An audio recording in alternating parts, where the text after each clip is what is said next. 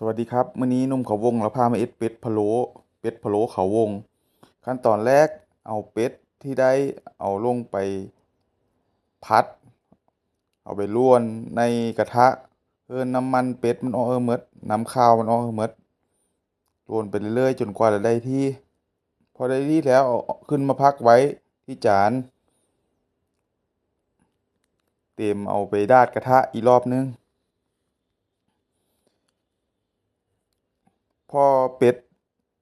ได้ที่แล้วเราก็เอาไปราดกระทะก่อนแล้วเอาลงไปต้มในน้ำต้มพะโล้เขาวง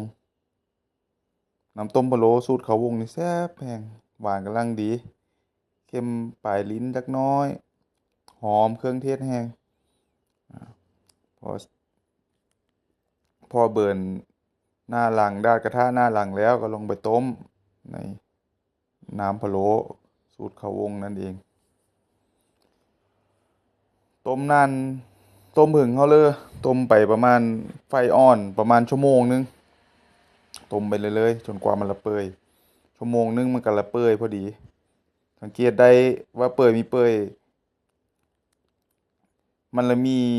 การรุดของปีปีเป็ดที่เราเอาลงไปมันเลยเนื้อหนังมันจะรุดออกจากกระดูกแล้วก็เนื้อหน้าอกมันละหดลงมาหนังมันละหดถือว่าได้ที่แล้วพอได้ที่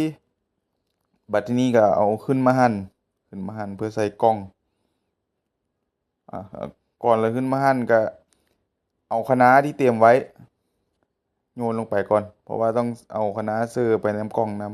ำ แล้วก็ขั้นตอนต่อไปก็เอ็ดน้ำจิ้มก็ใส่พริกกระเทียมใส่เครื่องเรียบร้อยตำโคกให้มันเฮาเดี๋ยวพอเฮาเดี๋ยวก็ตักเสิร์ฟถ้วยที่เตรียมไว้เป็ดก็หั่นแล้วก็เอามาเสิร์ฟถ้วยที่เตรียมไว้พอเสิร์ฟกล่องที่เตรียมไว้ก็ราดน้ำเพื่อน้ำเป็ดมันฉ่ำอยู่ตลอดมีให้น้ำเป็ดมันแห้งบางเจ้าเขาอะไรแยกเดียวไปแต่สูตรเขาวงนี่มีได้เลยต้องราดไปเพื่อมันซึมไปในเนื้อเป็ดมันยังแซ่บกินแบบมีจิ้มก็แซ่บ